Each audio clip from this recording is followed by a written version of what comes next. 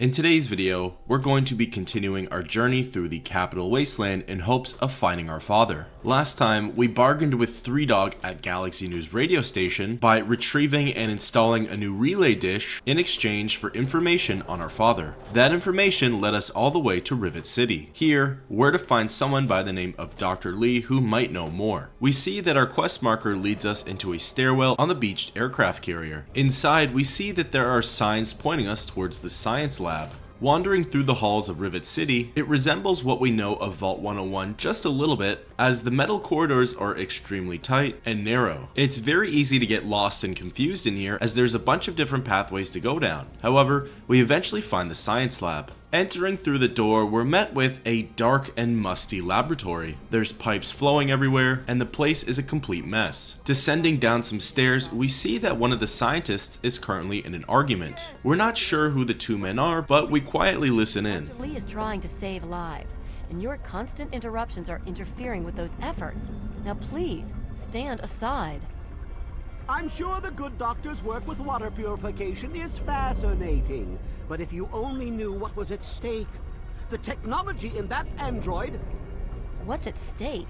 You won't tell me what's at stake. Vagaries and secrecy, a robot's... We definitely weren't able to follow along too well with that conversation, but we did hear that Dr. Lee is working on some project for purifying water. We wonder if this is similar to the Project Purification that 3Dog mentioned. Before we speak with Dr. Lee, we actually find a bobblehead in the science lab. Picking it up, it boosts our intelligence permanently by +1. We now speak with Dr. Lee. Look, this is a restricted area. I'm tired of telling you people. It's you. My heavens, you look so much like him. You're James's son, aren't you? What are you doing here? We ask how she knows who we are. You were too young to remember, and I suppose James never spoke of me. Typical. I am Dr. Madison Lee. I worked with your parents many years ago. Now I run the science lab here in Rivet City. It was all I had left. When your mother died, your father decided to leave with you. He abandoned our work. We had no choice but to do the same. We ask if she's seen our father. You mean you haven't? I assumed he sent you here. For that matter, aren't you supposed to be in a vault? James said he left you there. We say we left looking for him. Did you? I was under the impression that's exactly the opposite of what he wanted for you. Well, you won't find him here. He's come and gone already. We ask if she could tell us where he went. Your father insisted that we return to work on Project Purity. I tried telling him too much time has passed. There's no way it would work. Predictably, he refused to listen to me. He says he can prove it will work and headed off to the old lab. I'm sorry, I don't know what else to tell you. We ask where the lab is. It's in the old Jefferson Memorial building, northwest of here. Please, don't go after him. It was foolish of him to even think about going there alone. Before we leave this conversation, we decide to ask a few questions. We start with asking about the project they were working on. Project Purity, we called it. What do you want to know? We ask what the point of it was. It was simple, really. Fresh, clean water for everyone. Such a simple idea, and yet so impossible to realize. The plan was to build a facility that could purify all the water in the tidal basin at once. No radiation, no muck, just clear water. It just turned out to be more difficult than we anticipated. We switch up the conversation and ask her to tell us about our parents. I suppose so. I worked with them for several years until your mother died and your father decided it was time to leave. What else do you want to know? We ask specifically about our mother. Yes. Your mother was... well, she was a good woman. A very dedicated scientist. Your father loved her very much. It was a shame that she died. She had been excited to meet you. Finally, before we go, we ask to see if there's anything she can do to help us. Look, I don't want to be harsh, but I have problems of my own. I don't have the resources to support James's foolish endeavors, or you're chasing after him. I'm sorry. We try our luck and insist. I'm sorry, I am not in a position to help you. Good luck finding your father. You know, The conversation ends, and with that, we can leave Rivet City and head back towards the Jefferson Memorial. Before doing so though, we decide to go into the marketplace. There really isn't anything spectacular to look at down here. There's a bunch of makeshift shops set up. The main one we want to go to though is the armory. We find the tent with the weapons out on the table. They're exposed and anybody can take them, but it's pretty obvious that if we do, we'll be shot on sight. Speaking with one of the owner's flak and looking at his inventory, we see that he's got some pretty good selection. There's a whole bunch of ammunition and even some weapons we haven't seen before. Successfully coming to a deal with him, we leave with all our new stuff and quickly go back inside of Rivet City to find a bed to sleep in. One of the big differences between Fallout and Oblivion is that the waiting feature does not regenerate our health. Officially leaving the city, we pop open the map and fast travel back to the Jefferson Memorial. On our way to Rivet City, we actually crossed through this area, so we had the luxury of taking care of all the enemies first, leaving it pretty barren outside. Our quest marker has us going in through the gift shop doors. Upon entering inside, we're instantly met with a super mutant. We aim down our sights and fire off 2 successful shots. It charges at us with a nail board, so we know we have the advantage. We then get into VATS and fire off 2 more shots at its head. We hit fire 3 more shots, missing 2 of them, and finally the super mutant goes down. We wander a little further down the hallways of the Jefferson Memorial and hang a right. Here we see 2 enemy markers on our compass. Interestingly though, it appears as that they're fighting each other. We get in a little closer and hear the screams of a super mutant. The other enemy on our radar appears to be a Mark I turret. We take a shot at it and lower its durability. The turret doesn't turn to face us, so we take advantage and continue to shoot at it. Eventually, the super mutant is the one to deliver the killing shot, and that allows us to peer around the corner and blow off its head. We go into the room where the super mutant died and loot its body, finding a hunting rifle as well as some ammo. Behind the corpse is some ammunition boxes. We loot those and find some rounds for our 10mm pistol as well as our assault rifles. Exiting the room, we see that all of the commotion drew in another super mutant. He is yet to see us though, so we go into VATS and get off a critical headshot. Shortly thereafter, we aim down the sights and place one in between his eyes. During the fight, we notice a first aid box, so we loot that, and then we go and take everything from the super mutant's inventory. One thing I have to comment about this game is that the combat is so satisfying. It's nice to be rewarded for those nicely placed shots, with either the enemy staggering back or an animation of some sorts, as well as the way the NPC's bodies react when they're killed. In this instance, we fire a point-blank shot into the super mutant's chest, killing it as he gets flung backwards and his nail board goes flying. Our compass leads us into the Jefferson Memorial Rotunda. Entering inside, we see that there's actually a body of water sitting in the middle of the room, and there happens to be some rafters built just above it. Present, there are 2 super mutants. One of them we can handle just fine as it's firing a hunting rifle from a pretty far distance. The other, however, happens to be a brute and runs in up close, firing at us with a fully automatic weapon. We decide to try out our new Chinese assault rifle. We unload our clips into the super mutant brute, but his health isn't going down by that much. Eventually we do kill him, but we need to heal ourselves. We drink 2 Nuka-Colas and use a few stim packs. Since we're in close quarters, we now decide to switch over to our other new weapon, the combat shotgun. This gun was insanely powerful, and in 3 shots we completely obliterated the last super mutant. We walk around the rotunda to see if there's anything here. We don't see anything out of the ordinary, so we go up into the rafters. Up here, our compass leads us to 3 holotapes. They're all regarding Project Purity, and upon picking them up, we get a quest update that we should listen to journal entry number 10. We open up our Pip-Boy and give it a listen. I'm off to Vault 112 to search for anything of bronze that might help me get this purifier up and running.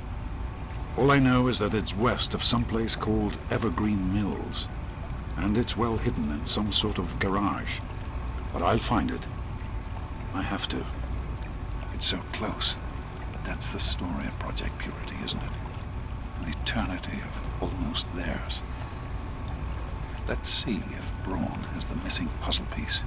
Before moving on, we decide to listen to the next 2 entries, starting with number 8. To be honest, the Gek sounded like pure fantasy, even for someone of Braun's capabilities. It was nothing short of a miracle. A terraforming module capable of producing life from complete lifelessness. But not only was this thing a reality, it was actually distributed to several vaults to be used after an atomic war. Vault 101 was, sadly, not on that list. I did some digging and discovered Braun's name on the reservation list for a Vault 112. I'm no slouch, but this man, he could have easily succeeded where I failed. Does his collected knowledge remain within the halls of Vault 112? Journals, holotapes, computer records, maybe even experiments. If I could gain access to just a fraction of Braun's genius, Project Purity would become a reality. We move on to number 5. Even in Vault 101, my work on Project Purity never really stopped. Soon after we arrived, my nightly routine included sneaking into the restricted areas, searching for, I don't know, whatever I could find. It was a Voltec facility after all. The place was built with some of the most advanced technology this country had ever developed. Those excursions never turned up anything particularly useful. So, one night, after half a bottle of scotch, I broke into the overseer's office. It was easy enough to hack his console, gain access to the restricted files.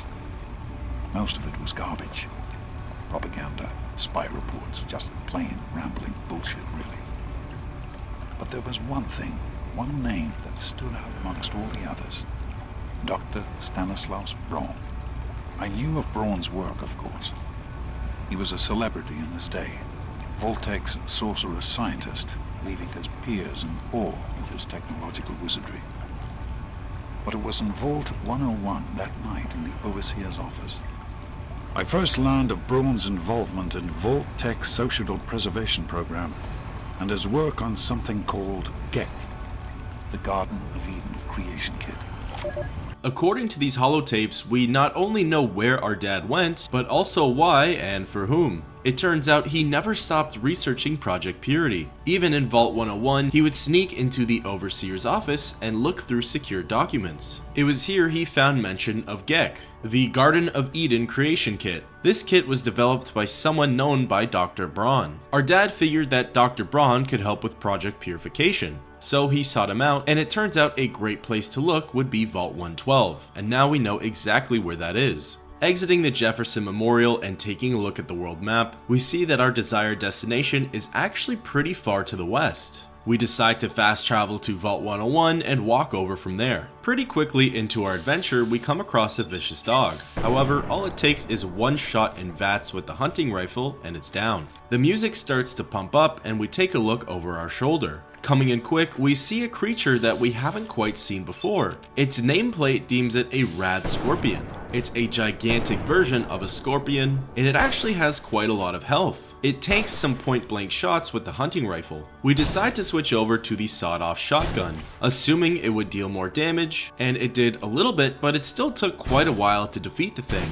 In order to save on our ammunition, we switched over to the 10mm pistol. This weapon is decent when it comes to dealing with critters and smaller game out in the wasteland. I also find it's a lot easier to find 10mm pistol ammo, whereas for our bigger and better guns, they're a little harder to come across. Shortly into our trip, we make a grave error. We see a robot in the distance and go into VATS. It turns out this is a Mr. Gutsy. Not really sure how challenging it is, we approach. Getting in close, it begins to fire off these green beams at us. When these beams hit, they lower our health quite drastically. In just a few shots, we were almost dead. We heal up with some stim packs and switch over to the combat shotgun. However, even this weapon wouldn't do the trick, as going into VATS, it showed that barely any of its HP would go down. And it was true. Mr. Gutsy takes out a flamethrower and lowers our newly regenerated health pretty quickly. At this point too, our combat shotgun completely breaks. We switch over to the sawed-off shotgun and have it on the ropes with 1 point left, but then we're forced to reload, and Mr. Gutsy fires the killing blow on us. We reload our save and this time completely steer around the robot. During this portion of our trek, all we really deal with are bloatflies, which are relatively easy to kill. As we go along further into our trek, we notice friendly markers on our radar. We approach them and see a wandering trader. The merchant, Doc Hoff, specializes in medicine. We completely run him dry of stim packs and then move along. Before we do though, we check out his repair services. Unfortunately though, we don't have the caps for it, as it would have been a great opportunity to repair our combat shotgun. Looking at the path ahead, we see we're faced with either cutting directly through a canyon or by wandering atop and around it. We look at our map and from what we can make out, it appears that going up and around would be our best option. This route was definitely lengthier, but we knew it would be easier to scale down a cliff than to scale up one. Again, to compare Fallout 3 to Oblivion, there's definitely a lot less happening in the Wasteland. It feels like while we're wandering through Cyrodiil, there's always enemies coming at us from every single angle. However, in the Wasteland, it's open and barren, and at least at our level, there's just a whole lot not going on, which I actually appreciate. It adds to the whole element in storytelling. We look at our compass and see that our quest marker is getting closer and closer.